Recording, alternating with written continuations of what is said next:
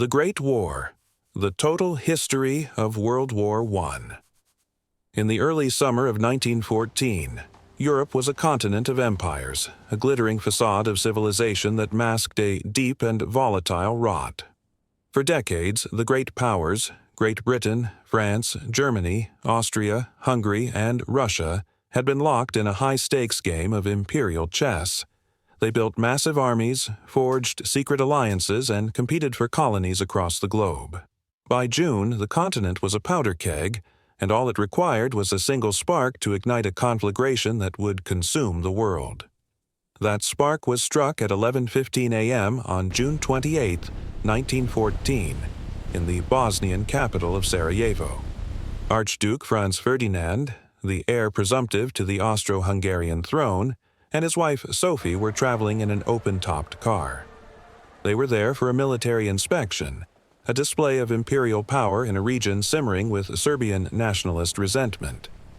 Among the crowds stood Gavrilo Princip, a 19-year-old Bosnian Serb and member of the Union or Death Secret Society, also known as the Black Hand.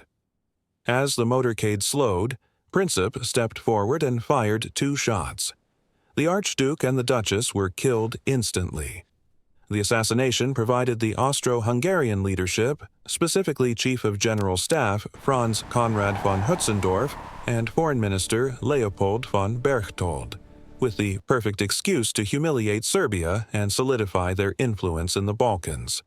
However, they feared Russian intervention. To ensure their safety, they turned to their ally, Germany. Kaiser William II issued what history calls the blank check, a formal assurance that Germany would support Austria-Hungary regardless of the consequences. Armed with German support, the Austrians delivered a meticulously crafted ultimatum to Serbia on July 23. It was designed to be rejected, containing demands that would effectively strip Serbia of its sovereignty. Despite Serbia accepting most of the terms, Austria-Hungary severed diplomatic relations and ordered a partial mobilization. On July 28, 1914, Austria-Hungary declared war on Serbia. The next day, their artillery began the bombardment of Belgrade. The gears of the global alliance system began to turn with terrifying momentum. Russia, the self-appointed protector of the Slavs, ordered a general mobilization to support Serbia. Germany, viewing this as a direct threat, issued a 24-hour ultimatum to Russia to halt and an 18-hour ultimatum to France to promise neutrality. Both were ignored. On August 1st, Germany declared war on Russia. 2 days later, they declared war on France. The German strategy was dictated by the Schlieffen Plan. Named after Count Alfred von Schlieffen, the plan recognized that Germany could not win a prolonged war on 2 fronts against Russia and France simultaneously.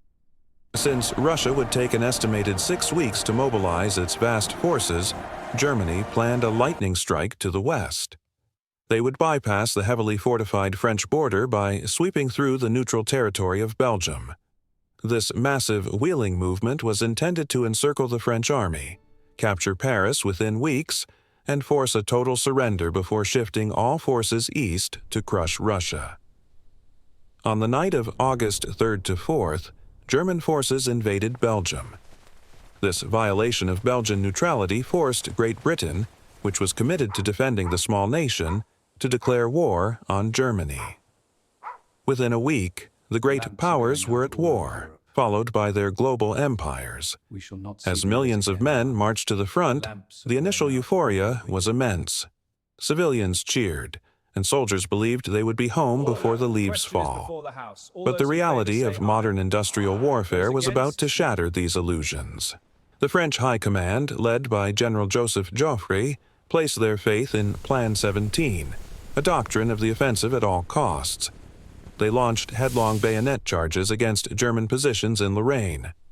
They were met by the devastating fire of modern machine guns and rapid-fire artillery. In what became known as the Battle of the Frontiers, the French sustained staggering losses: 380,000 killed and 600,000 wounded in the opening months alone. The French infantry, dressed in traditional bright blue coats and red trousers, were mowed down in rows by German gunners. While the French attacked in the south, the German right wing smashed through Belgium. They reduced the great fortress of Liège using monstrous 420mm siege howitzers. By August 20th, the German First Army entered Brussels. The French and the British Expeditionary Force were forced into a precipitous retreat. By early September, the German vanguard was only 30 miles from Paris. The French government fled to Bordeaux. The Schlieffen Plan seemed on the verge of total success. However, the German advance had taken a toll. The soldiers were exhausted, their supply lines were stretched thin, and bridges behind them were destroyed. More importantly, General Alexander von Kluck, commander of the German First Army, made a fatal tactical error. He wheeled his forces inward north of Paris rather than southwest, exposing his right flank. General Joseph Gallieni, the military governor of Paris, saw the opening. Joffre ordered a general counteroffensive. From September 6th to September 12th, the First Battle of the Marne was fought. It was the largest battle in human history up to that point, involving over 2 million men. In a desperate move to reinforce the front, Gallieni famously commandeered the taxicabs of Paris to ferry troops to the battle. The Allied counterattack succeeded. The German retreat was general, extending to all their armies. The miracle of the Marne saved Paris and ensured that the war would not be won in a single stroke. The Germans withdrew to the lower Aisne River and dug in. As the Allies tried to overlap the German flank, both sides began a race to the sea, extending their lines northwest until they reached the Atlantic coast of Belgium. By the end of 1914, a continuous line of trenches stretched from the Swiss border to the North Sea. The war of movement was over. The war of the trenches had begun. While the Western Front settled into a stalemate, the Eastern Front remained fluid and vast.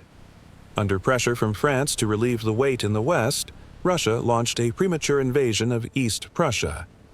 Two Russian armies, the first under Rennenkampf and the second under Samsonov, moved to encircle the German Eighth Army. The situation looked dire for Germany until General Paul von Hindenburg and his chief of staff, Erich Ludendorff, took command. Exploiting the fact that the two Russian commanders personally disliked each other and failed to communicate, and intercepting Russian wireless messages sent without code, the Germans executed a masterpiece of military strategy. At the Battle of Tannenberg, from August 26th to 31st, 1914, the Germans withdrew almost all forces from Rennenkampf's front to concentrate on Samsonov's Second Army. They crushed the Russian flanks and surrounded the center in a maze of forests. Half of the Russian Second Army was annihilated. 92,000 men were taken prisoner. Samsonov, in utter despair, walked into the woods and shot himself. Though the invasion of East Prussia had forced Germany to divert two army corps from the Western Front, contributing to their failure at the Marne, it resulted in a catastrophic loss for Russia, from which their morale would never fully recover. By the start of 1915, the war had become a grueling contest of national endurance. Germany, led by the new Chief of General Staff Erich von Falkenhayn, realized a quick victory was impossible. He decided to stand on the defensive in the west and focus on the east, hoping to bleed the Allied armies dry through attrition. In the west, the Allies desperately searched for a way to break the trench barrier. On March 10th, at Neuve-Chapelle, the British experimented with intense short-range artillery bombardments. Though it failed to achieve a breakthrough, it showed that surprise was possible. The Germans, however, were the first to introduce a new horror to the battlefield. On April 22, 1915, during the Second Battle of Ypres, they released 168 tons of chlorine gas from cylinders. The greenish-yellow cloud drifted into the Allied trenches, causing agonizing suffocation and sending defenders into a chaotic flight. Yet the German command had failed to provide enough reserves to exploit the gap, and the line was eventually restored. To the south, a new front opened. Italy, lured by the secret Treaty of London and the promise of Austro-Hungarian territory, declared war on its former ally on May 23, 1915. General Luigi Cadorna launched a series of offensives across the Isonzo River. These battles, the first through the fourth, resulted in 280,000 Italian casualties for almost no territorial gain. The rugged alpine terrain favored the Austrian defenders, and the Italian front, like the Western Front, soon descended into a bloody stalemate. In the east, the Central Powers achieved their greatest success of the year. In May, General August von Mackensen launched the Gorlich-Tarnów offensive. Using a new tactic of infiltration, moving rapidly without waiting for daily objectives, the Germans and Austrians smashed the Russian center. By June, they had retaken Przemyśl and Lemberg. By the end of August, all of Poland was occupied. Russia had lost 750,000 men as prisoners in just 4 months. The Russian steamroller had been thrown back to a line running from Riga to the Romanian border. Seeking a way to break the European deadlock and assist a struggling Russia, the British, championed by Winston Churchill, launched an ambitious naval expedition to seize the Dardanelles Straits and capture Constantinople. They believed that knocking Turkey out of the war would open a supply route to Russia and ignite a pro-Allied uprising in the Balkans. The naval attack began on February 19, 1915, but mines and mobile Turkish batteries prevented the fleet from forcing the straits. On April the 25th, Allied troops, including the Australian and New Zealand Army Corps, landed on the Gallipoli Peninsula. They were met by a resolute Turkish defense led by Mustafa Kemal. The terrain was a nightmare of steep cliffs and deep ravines. The Allied forces were pinned to tiny bridgeheads under constant fire and scorching heat. After months of futile slaughter and 214,000 casualties, the British realized the enterprise was a disaster. The evacuation was carried out in December 1915 and January 1916. The failure at Gallipoli was a severe blow to British prestige and resulted in the resignation of Winston Churchill from the Admiralty. 1916 was defined by two of the most horrific battles in history, Verdun and the Somme. Falkenhayn's strategy for the year was simple and brutal. Bleed France white. He chose the fortress city of Verdun as the point of attack, knowing the French would sacrifice every man to defend it for reasons of national honor. The Battle of Verdun began on February 21, 1916, with the heaviest artillery bombardment the world had ever seen. For 10 months, the two armies pulverized each other in a landscape turned into a moonscape of craters and mud. General Philippe Pétain took command of the defense, organizing the Sacred Way, the only road into the city, to keep supplies flowing. Verdun became a symbol of French resistance, but the cost was astronomical: 400,000 French and 350,000 German casualties. To relieve the pressure on Verdun, the British and French launched a massive offensive on the Somme River on July 1, 1916. General Douglas Haig believed his week-long artillery bombardment had destroyed the German defenses. He was wrong. The German defenders had survived in deep underground bunkers.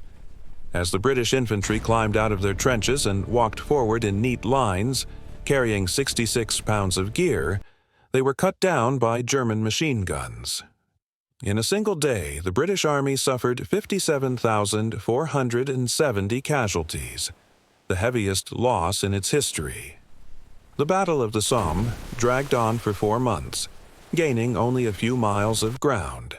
It saw the first use of tanks in history on September 15th, but they were too few and too mechanically unreliable to change the outcome. By the time the rains of November halted the slaughter, the combined casualties of the Somme exceeded 1 million men. At sea, the only great clash of battleships occurred on May 31, 1916, the Battle of Jutland. The German High Seas Fleet attempted to trap a portion of the British Grand Fleet. Although the Germans inflicted more damage, sinking 3 British battlecruisers and killing over 6,000 men, The British maintained their numerical superiority and their blockade. The German fleet retreated to its home ports and never again ventured out for a major surface confrontation, turning instead to a weapon that would eventually change the course of the war: the submarine. Gemini said, while the Western Front was consumed by the fires of Verdun and the Somme, a massive storm was gathering in the east. In June 1916, the Russian Empire launched its last great military effort, the Brusilov Offensive. General Alexei Brusilov abandoned the old tactics of massive, localized frontal assaults. Instead, he attacked along a vast 300-mile front, using short, sharp artillery preparation and specialized shock troops to find weak points in the Austro-Hungarian lines. The success was staggering. The Austrian front collapsed almost instantly, and the Russians captured 200,000 prisoners in just 3 weeks. This victory forced Germany to pull divisions away from Verdun to save their crumbling ally. However, the success came at a terrible price. By the end of the summer, Russia had suffered nearly 1 million casualties. The Russian steamroller had broken the back of the Austro-Hungarian army, but it had also exhausted the Russian people's remaining patience with the monarchy. Lured by the Russian success, Romania entered the war on the side of the Allies in August 1916. It was a strategic disaster. Within months, a German-Bulgarian counteroffensive led by Falkenhayn and Mackensen overran the country. Bucharest fell on December 6th, and the Central Powers seized Romania's vital wheat fields and oil wells, providing a desperate lifeline against the British naval blockade. By late 1916, Germany was suffocating. The British Royal Navy's blockade had cut off almost all food and raw material imports, leading to the turnip winter, where German civilians faced starvation. The German High Command, now led by Hindenburg and Ludendorff, reached a radical conclusion. The only way to win was to starve Great Britain in return. They turned to the U-boat. On February 1st, 1917, Germany declared unrestricted submarine warfare. This meant that any ship, whether Allied or neutral, found in the waters around Great Britain would be sunk without warning. It was a desperate gamble. They knew it would likely bring the United States into the war, but they gambled that they could force Britain to surrender before the American amateurs could arrive in force. The tension with America had been building since May 7, 1915, when a U-boat sank the British liner Lusitania, killing 1,198 people, including 128 Americans. While President Woodrow Wilson had initially maintained neutrality, a secret message would soon push the American public over the edge. In February 1917, British intelligence intercepted and decoded a message known as the Zimmermann telegram. Arthur Zimmermann, the German Foreign Secretary, had proposed a secret alliance with Mexico. If the United States entered the war, Germany promised to help Mexico recover its lost territory in Texas, New Mexico, and Arizona. When the telegram was published in American newspapers on March 1st, the nation was outraged. On April 2, 1917, Woodrow Wilson stood before Congress and asked for a declaration of war to make the world safe for democracy. The United States entered the conflict with a navy that was the second largest in the world and a nearly unlimited industrial capacity. American loans of $7 billion and a massive influx of supplies saved the Allies from financial and material collapse. Just as America entered the war, the Allies suffered their greatest blow in the East. Centuries of autocratic rule, combined with the catastrophic losses of the war, finally shattered the Russian Empire. In March 1917, the Romanov dynasty fell as Tsar Nicholas II was forced to abdicate. A weak provisional government took power, but it was quickly challenged by the Bolsheviks, a radical Marxist group led by Vladimir Lenin. The Russian army, infected by revolutionary propaganda, began to melt away. Soldiers deserted by the millions, anxious to return home for the redistribution of land. In November 1917, The Bolsheviks seized power in the October Revolution. Lenin immediately called for peace, and on March 3, 1918, Russia signed the Treaty of Brest-Litovsk. It was a humiliating surrender. Russia renounced control over Poland, Ukraine, the Baltic states, and Finland, losing 34% of its population and 54% of its industrial land. For Germany, however, it was the golden opportunity. The Eastern Front was gone. Ludendorff could now transfer over 50 divisions, nearly 1 million men, to the Western Front for one final decisive blow before the American army fully arrived. On the Western Front, 1917 was a year of failed dreams and industrial slaughter. The new French commander, Robert Nivelle, promised a lightning strike that would end the war in 48 hours. Instead, the Nivelle offensive in April resulted in another bloodbath. The French infantry, finally pushed to their breaking point, began to mutiny. Hundreds of thousands of soldiers refused to return to the front. General Philippe Pétain took command, restored order through a mix of executions and better conditions, and decided to wait for the Americans and the tanks. The British, under Douglas Haig, took up the burden. In June, they achieved a brilliant localized success at the Messines Ridge, detonating 19 massive mines under the German lines that were felt as far away as London. But Haig's main effort, the Third Battle of Ypres, better known as Passchendaele, became a nightmare. Continuous rain and heavy shelling destroyed the drainage systems of Flanders, turning the battlefield into a sea of liquid mud. Men and horses literally drowned in the craters. For a gain of only 5 miles, the British lost 325,000 men. The battle became the ultimate symbol of the futility of trench warfare. As 1917 drew to a close, the British showed a glimpse of the future at the Battle of Cambrai. On November 20th, they released 324 tanks in a massed assault without any preliminary artillery bombardment. The surprise was total. The tanks crushed the barbed wire and overran the German trenches, achieving a deeper penetration in hours than the Somme had in months. Though a German counterattack eventually recovered most of the ground, the era of the tank had truly begun. While the British fought in the mud of Flanders, the Italians faced annihilation. In October 1917, the Germans and Austrians launched a massive offensive at Caporetto. Using new infiltration tactics, where elite stormtroopers bypassed strongpoints to strike the rear, they shattered the Italian Second Army. The Italian retreat turned into a panicked rout. They lost 300,000 men as casualties and another 250,000 as prisoners. The front only stabilized at the Piave River, north of Venice, thanks to the arrival of British and French reinforcements. The disaster at Caporetto forced the Allies to finally create the Supreme War Council at Versailles to unify their military command. Far from the trenches of Europe, the war was being decided in the deserts of the Middle East. After the humiliation of the surrender at Kut al-Amara in 1916, the British regrouped. Under General Frederick Stanley Maude, they methodically fought their way up the Tigris, capturing the ancient capital of Baghdad in March 1917. In Palestine, General Edmund Allenby took command of the Egyptian Expeditionary Force. Supported by the Arab Revolt, famously led by the guerrilla tactics of T.E. Lawrence, Allenby launched a brilliant campaign.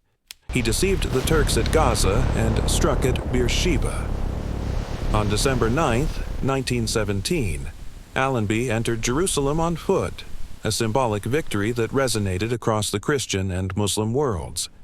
The Ottoman Empire, the sick man of Europe, was beginning to breathe its last. Gemini said, by March 1918, the clock was ticking for Germany. Every day, thousands of fresh American doughboys were landing in France. Ludendorff knew he had one final chance to win before the American numerical superiority became overwhelming. He launched Operation Michael, the Great Spring Offensive. Using the Hutier tactics of stormtroopers and poison gas, the Germans struck the weakest sector of the British line. The success was terrifying. In days, they advanced 40 miles, the largest gain since 1914. They launched subsequent attacks, Operation St. George in the north and Blücher in the south. By June, the Germans were once again on the Marne River, only 37 miles from Paris. But the German success was their undoing. They had driven 3 massive wedges into the Allied lines, but they could not achieve a strategic breakthrough. Their elite shock troops were being decimated, and the survivors were exhausted and hungry. In the ruins of captured Allied supply depots, German soldiers found luxury foods and equipment they hadn't seen in years, making them realize that the German propaganda about winning the war of attrition was a lie. On July 18, 1918, the tide finally and permanently turned. At the Second Battle of the Marne, General Foch, now the Supreme Allied Commander, launched a massive counterstroke using hundreds of light tanks. The Germans were forced into a hasty retreat. On August 8, 1918, the British Fourth Army, including Canadian and Australian divisions, struck at Amiens. Supported by 450 tanks and maximum surprise, they pulverized the German lines. 21,000 German soldiers surrendered in a single day. Ludendorff called August 8th the Black Day of the German Army. He realized the war was lost. His troops were no longer willing to fight. They were surrendering in masses or fleeing. The end came with breathtaking speed. In September, the Allied forces at Salonika launched an offensive that knocked Bulgaria out of the war in 2 weeks. On October 30th, the Ottoman Empire signed the Armistice of Mudros, ending centuries of imperial rule. In Italy, the Austro-Hungarian army disintegrated after the Battle of Vittorio Veneto. On November 4th, Austria-Hungary signed an armistice. The ancient Habsburg monarchy, which had ruled Central Europe for centuries, vanished in a matter of days as Czechs, Poles, and South Slavs declared their independence. In Germany, the situation turned into a revolution. On October 29th, sailors at Kiel mutinied, refusing to sail for one last suicidal battle.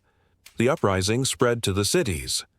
On November 9th, Kaiser William II was forced to abdicate and fled to the Netherlands.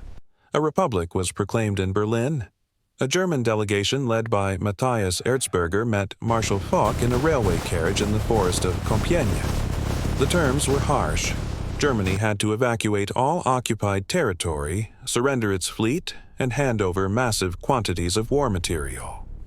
At 11 a.m. on the 11th day of the 11th month of 1918, the guns finally fell silent. World War I changed the world forever. It resulted in the death of 8,500,000 soldiers and an estimated 13 million civilians. Russia lost 1,700,000 men. Germany, 1,770,000. France, 1,350,000. And the British Empire, 900,000. 4 great empires, the German, Austro-Hungarian, Ottoman, and Russian, had vanished. In their place, a new and unstable map of Europe was drawn. In Germany, the legend of the stab in the back began to take root. The false belief that the army had been undefeated in the field but betrayed by politicians and revolutionaries at home. A young, bitter corporal named Adolf Hitler would later use this legend to propel himself to power, ensuring that the war to end all wars was merely the prologue to an even greater catastrophe. The Great War was not just a clash of men, but a collision of industrial systems. For the first time in human history, the laboratory and the factory floor became as vital to victory as the battlefield itself. In 1914, generals rode on horses and wore plumed hats. By 1918, they directed steel monsters and chemical clouds from miles behind the lines. This was the birth of modern mechanized slaughter. By late 1914, the machine gun and rapid-fire artillery had rendered the open field a graveyard. To survive, millions of men literally went underground. The trench system became a subterranean civilization, stretching from Switzerland to the Atlantic. These were not simple ditches. They were complex networks of firing trenches, communication lanes, and deep bunkers. Life in the trenches was a constant battle against nature as much as the enemy. Soldiers lived in a world of knee-deep mud, swarming rats, and the pervasive stench of decay. Trench foot, a condition caused by feet being submerged in cold water for days, led to thousands of amputations. When the order came to go over the top, men had to climb out of these muddy holes and run into a wall of lead. The defensive advantage was so absolute that even a massive bombardment often failed to clear the path. The deadlock forced scientists to seek ways to kill men where they hid. In April 1915, at the Second Battle of Ypres, Germany introduced chlorine gas. The sight of the yellowish-green cloud drifting across no man's land became one of the war's most iconic horrors. Chlorine gave way to phosgene, which was more lethal and harder to detect, and eventually to mustard gas. Mustard gas was a blistering agent that didn't just kill through inhalation. It burned the skin, blinded eyes, and remained in the soil for days. Although the bayonet was feared in pre-war propaganda, it was the gas shell and the heavy gun that truly filled the casualty lists. To break the stalemate of the machine gun, the British developed a secret weapon known by the code name tank to hide its true purpose. These armored fighting vehicles were designed to bridge trenches and crush barbed wire. The first tanks used at the Somme in 1916 were slow, prone to mechanical failure, and filled with choking fumes. However, by 1917 and 18, massed tank assaults, such as the one at Cambrai, proved that the era of the cavalry horse was over. The tank restored mobility to the battlefield and became the ancestor of modern armored warfare. In 1914, airplanes were flimsy toys used for scouting. By 1918, the sky was a battlefield of its own. The Knights of the Air, like the German Manfred von Richthofen, the Red Baron, and the American Eddie Rickenbacker, became the war's only romanticized figures. Beyond the dogfights, the war saw the birth of strategic bombing. German Zeppelins and later Gotha bombers struck London and other cities, bringing the terror of war to civilian populations hundreds of miles from the front. The British responded by forming the Royal Air Force in 1918, the world's first independent air service. While the infantry died in the mud, a silent and deadly war was waged across the world's oceans. The struggle at sea was a battle of calories and raw materials.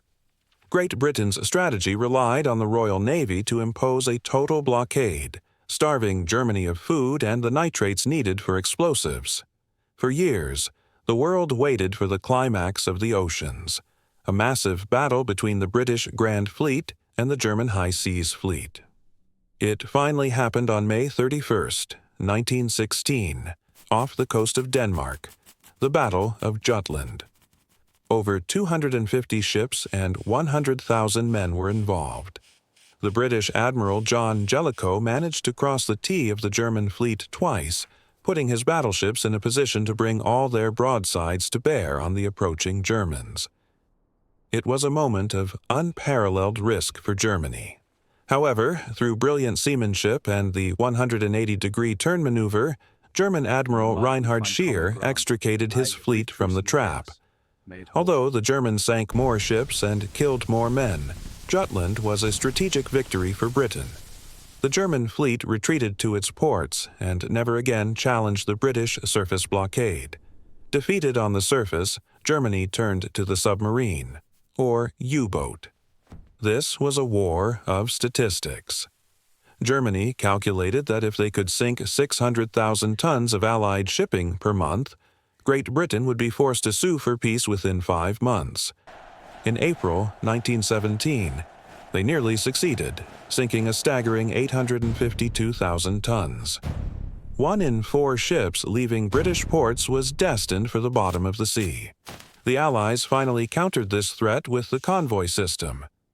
Instead of merchant ships sailing alone, They traveled in large groups protected by a ring of destroyers equipped with new technology, hydrophones to listen for engines, and depth charges to destroy submerged submarines. By 1918, the U-boat threat was contained, but not before it had claimed thousands of lives and nearly brought the Allied war effort to its knees. Though the Western Front was the war's heart, its limbs reached every corner of the globe.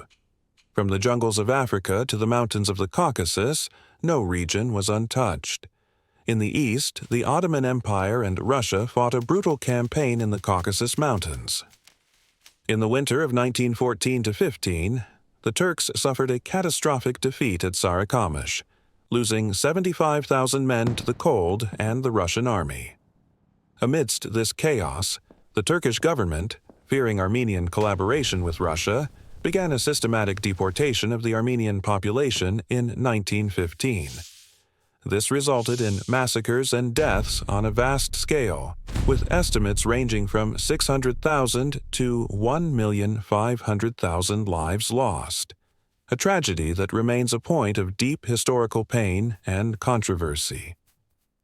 In Africa, German colonies like Togoland and the Cameroons were quickly seized by Allied forces. However, in German East Africa, a brilliant commander named Paul von Lettow-Vorbeck led a small force of German officers and African askaris on a 4-year guerrilla campaign. He tied down over 130,000 Allied troops and did not surrender until weeks after the armistice in Europe. In the Far East, Japan used the war as an opportunity to expand its influence, seizing German outposts in China and islands in the North Pacific. China eventually entered the war in 1917, primarily to ensure it had a seat at the peace table to protect its interests against Japanese expansion. When the guns finally stopped on November 11, 1918, the world stood amidst a landscape of ruin.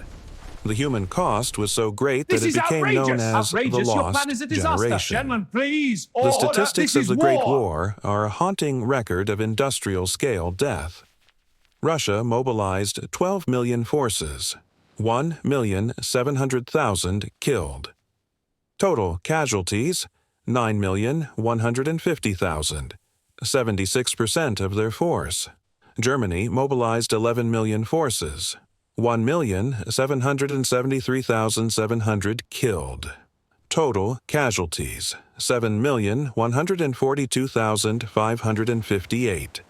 France mobilized 8,410,000 forces, 1,357,800 killed. Total casualties, 6,160,800. The British Empire mobilized 8,904,467 men, 908,371 killed. Total casualties, 3,190,235.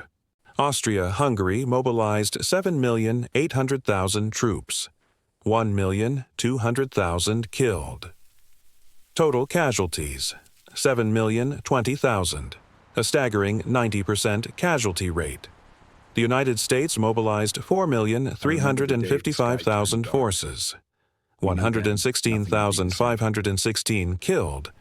In total, over 65 million men were mobilized. More than 8.5 million soldiers died from wounds or disease. Another 21 million were wounded, many of them scarred for life by mustard gas or the loss of limbs. Beyond the soldiers, the war claimed an estimated 13 million civilian lives. These deaths were the result of starvation caused by blockades, displacement, military encounters, and the 1918 Spanish flu pandemic, which spread rapidly through the exhausted populations of the warring nations. The war redrew the map of the world. 4 great empires, the German, Austro-Hungarian, Ottoman, and Russian, collapsed. New nations were born: Poland, Czechoslovakia, Yugoslavia, Finland, and the Baltic states. The Middle East was carved into mandates by Britain and France, sowing the seeds of future conflicts. In Germany, the humiliating terms of the armistice and the subsequent Treaty of Versailles which forced Germany to accept sole guilt for the war and pay massive reparations, created a deep well of resentment. The stab in the back legend, the idea that the army was betrayed by November criminals at home, became a powerful political tool. This bitterness, combined with the economic collapse of the 1920s, provided the perfect soil for the rise of Adolf Hitler and the Nazi Party. The Great War was supposed to be the war to end all wars. Instead, it shattered the old world order and left a legacy of trauma and unresolved anger that would lead the world into an even darker conflict just 20 years later. The peace of 1918 was not a finality, but a 20-year armistice. The shadows of the Great War still loom over our modern world, reminding us of the high price of failed diplomacy and the devastating power of industrial warfare. Understanding this history is the first step in ensuring that such a tragedy never repeats itself. If you found this deep dive into the history of World War I valuable, please give this video a like and share it with others who believe that the lessons of the past must never be forgotten. We want to hear from you. What part of this story moved you the most?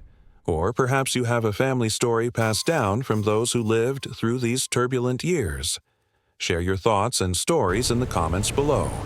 We read every single one of them. For more in-depth documentaries on the wars, the leaders, and the turning points that shaped our civilization, subscribe to our channel and hit the bell icon so you never miss an upload. Thank you for watching, and we will see you in the next chapter of history.